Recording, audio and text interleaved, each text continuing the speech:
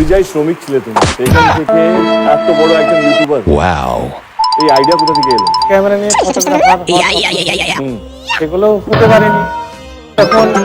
Social মিডিয়ার যুগ আসে 2017-তে, তখন থেকেই মানে আমি ছোটখাটো নাটক এগুলো একের পর এক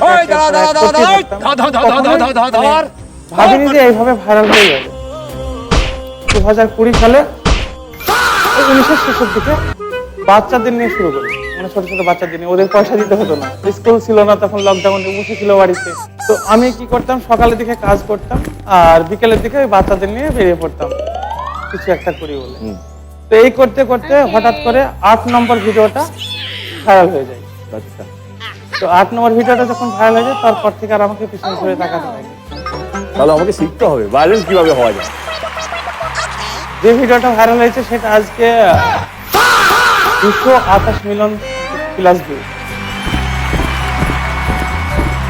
এমন একজন মানুষের গল্প যে ব্যাঙ্গালোরে পরিযায়ী শ্রমিকের কাজ করত, লকডাউনে বাড়ি ফিরে আসে, সে শুরু করলো সোশ্যাল মিডিয়ার জন্য কন্টেন্ট তৈরি করা।